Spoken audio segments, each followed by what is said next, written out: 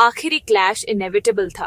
शेरू ने अटैक किया, अजगर को डिस्ट्रॉय करने की कोशिश की, पर पाइथन खाने के बाद स्लो होने पर भी तैयार था। तेज क्रशिंग कॉइल से अजगर ने शेर को फंसा लिया, मारने के लिए नहीं बल्कि सिखाने के लिए। शेरू की स्ट्रेंथ फेल हो गई। उसने पाइथन की साइलेंट ग्रिप में असली पावर का स्वाद चखा। डिफीटेड और हम्बल्ड शेरू लंगड़ाता हुआ चला गया। उसका राज खत्म हो गया।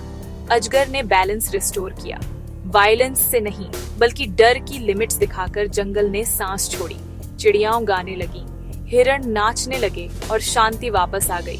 सुंदरवन फ्री था फोर्स से नहीं बल्कि अपने साइलेंट गार्डियन की विजडम से। लेसन कायम रहा, ट्रू पावर बैलेंस को सर्व करती है, ईगो को नहीं। अजगर अपने होने से सिखाता था। उसकी स्टिलनेस से जानवर अलर्ट हो गए, डर से डल हुई इंस्टिंक्ट्स रिस्टोर हो गईं। जंगल की रिदम्स धीरे धीरे वापस आ गईं। शेरू चलते हुए पहाड़ की कहानियां सुनकर पाइथन को ढूंढने निकला। उसने थ्रेट्स दहाड़ी, सबमिशन की मांग की, पर अजगर ने उसे शांत अनब्लिंकिंग साइलेंस से जवाब दिया। शेर का फ्यूरी इमूवेबल पेशेंस से मिला। अजगर फ्लिंच नहीं हुआ। पहली बार शेरू को अनसर्टेनिटी महसूस हुई। जानवरों ने अपने टायरेंट की पावर को पाइथन की शांत स्ट्रेंथ के सामने फॉल्टर करते देखा।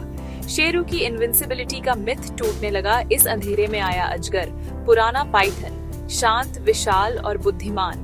वो अनसीन चलता था। उसकी प्रेजेंस देखी कम, महसूस ज्यादा होती थी। अंडरग्रोथ में एक शांत फोर्स जानवरों ने सबसे पहले नोटिस किया। एक लॉग जो हिलता था, एक शांत गेज जो देखता था पर कभी थ्रेटन नहीं करता था। बात फैल गई, एक नई पावर आ गई थी जो दहाड़ती नहीं थी बल्कि बस थी। शेरू एरोगेंस से अंधा इस शिफ्ट को इग्नोर करता रहा जब तक उसे महसूस नहीं हुआ कि उसके आसपास का डर बदल रहा था। जानवर अभी भी वेरी, अब एक फ्रेजाइल होप महसूस कर रहे थे। बुद्धिमान एलिफेंट गजराज ने अजगर को बैलेंस का गार्डियन माना, सेवियर नहीं। अजगर की प्रेजेंस शेरू के राज के लिए एक साइलेंट चैलेंज थी। जंगल ने सांस रोक ली, हवा में एक सवाल महसूस करते हुए, क्या पावर बैलेंस को सर्व करेगी या उसे तोड़ेगी? होप फेंट पर रियल बढ़ने लगी। शेरू सिर्फ स्ट्रॉन्ग नहीं था, वो कनिंग भी था। जंगल के हर सीक्रेट का इस्तेमाल करता था डोमिनेट करने के लिए। वो मजे के लिए स्पिरिट्स को तोड़ता था, सबसे अच्छी चीजें अपने पास रखता था और जो कोई भी उसे डिफाई करता था उसे पनिश करता था। जानवर डिस्पेयर में जीते थे, उनकी यूनिटी टूट गई थी, उनकी होप फेडिंग थी। यहाँ तक कि वाइज एल्डर्स को भी याद था, जब किंग्स प्रोटेक्ट करते थे, ऑप्रेस नहीं करते थे। शेरू ने जंगल के लॉ को ट्विस्ट कर दिया था, क्रूरता से राज करता था, कंपैशन से नहीं। बैलेंस खो गया था। सुंदरवन की सोल उसकी टिरनी के नीचे कुचल गई थी। पर चेंज, हालांकि अनसीन था, स्टर कर रहा था।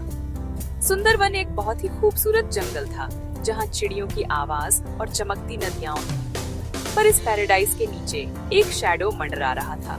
डर का एक नाम था, शेरू। शेरू शेर को सिर्फ खाने की नहीं बल्कि पावर की भी भूख थी। वो राज करना चाहता था। वो चाहता था कि लोग उससे डरें। उसकी मौजूदगी से बंदर चुप हो जाते थे, हिरण डर जाते थे और एलिफेंट भी वेरी रहते थे। पानी पीने की जगह जो कभी शांति की जगह थी, उसकी क्रूरता का स्टेज बन गई। वो मजे के लिए दहाड़ता था और कमजोर जानवरों को भगा देता था।